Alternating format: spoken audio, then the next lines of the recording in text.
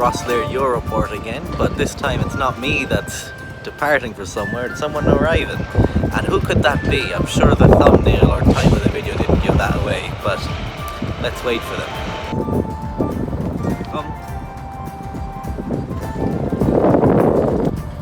Just come in here. Hey. So in today's video I had the distinct honour of welcoming Gupta and the Witch to Ireland as they began their journey along the Wild Atlantic Way. Also tagging along were the bike's riders, Mark the Most Wanted and Saddlebag 73. Unfortunately my GoPro was acting the maggot as usual, so I only got bits of the journey, but it was great to meet the guys, and greater still is the journey they went on after. Definitely check out the full playlist on Saddlebag's channel as it's all up there now. You'll see a few familiar faces that I've appeared in this channel too throughout the videos, and some amazing scenery I've not yet had the chance to ride through on Daisy, so it's well worth checking out. Anyways, for now, here's what my offending GoPro did manage to capture. Hope you enjoy. And of course, Saddlebag's back there. Let's go.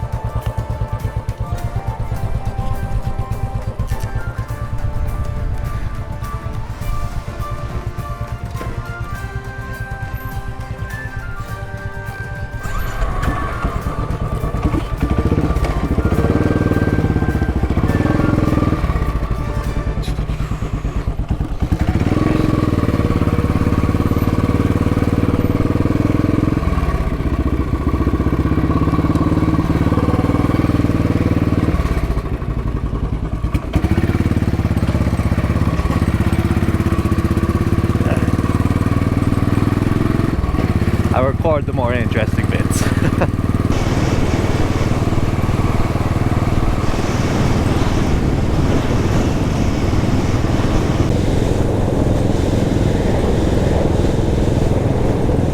Now,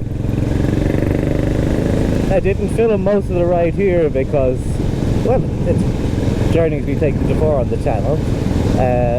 But here we are. We're about to ride the Copper Coast, but first some dinner is in order. So we're going to go to Fenner, where there's a pub that does pub grub, I think. It's 5 to 7. It's 5 to 7. So I think we should be good. And then we'll head on to the Copper Coast. Just showed the lads Tramore. Good old seaside town. You know it well if you've watched this channel a few times. Mark actually recognised the car park from where we took the Essex Super 6, so that was great. Good eye on him. But it was chock-a-block. There was so many bikers down there. I'd like to say I rolled out the red carpet and let everyone in the town know that the Saddlebags was coming to town, but that wasn't the case.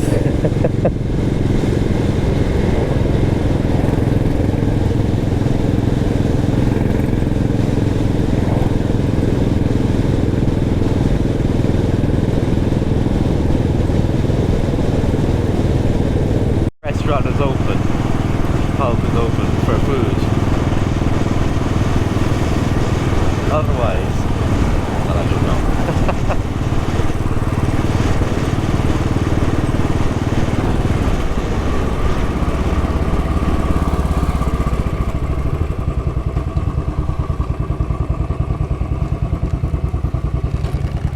Yeah.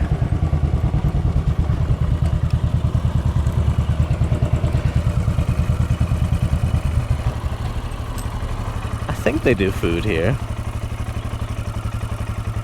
Certainly pints. I think they do food here. Definitely pints, but I'll see if...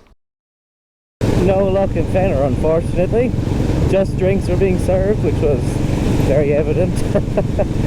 So we press on. Hopefully there'll be something. I think there's a chipper that's usually open in Bunman, and Tankardstown is on the way, so maybe there might be somewhere there we can stop in on the route. Fingers crossed.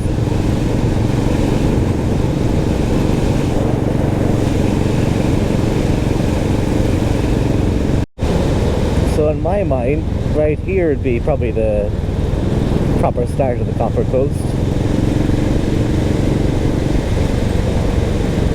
There are a few little stops before this, but you know, this is where the road follows it.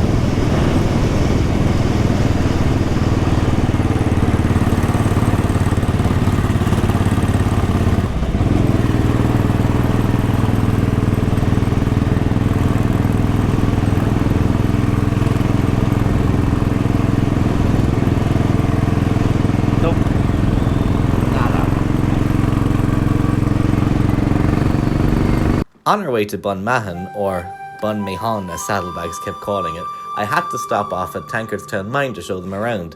Tankardstown Mine being the same style of mine as back in Cornwall, although, as Saddlebags pointed out, there's a bit of rendering on it that wouldn't have been typical of the Cornish-style mines. And if I could be so cheeky, I'm going to take a snippet from an old video I made that was going over the history of this spot. Now, I don't know if this minecart itself is a replica, or if it's an original, or if it's a ship of Theseus type situation. But let's go in. So this building would have been the winding engine house. Or today, the wind passing through house. It's quite windy, so you'll forgive me if there's audio issues. Now, this spot here is where the entrance to the mine itself was, and still is. I mean,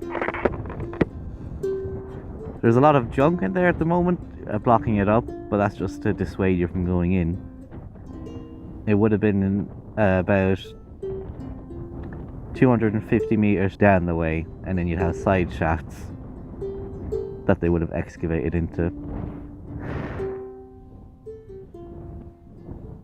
I was looking it up earlier, and I think if you get special permission, you are able to enter the mine, but as for now, it's a big danger, do not enter open shaft situation. So the main shaft here was called Heron Shaft, after the minister for mining of the time.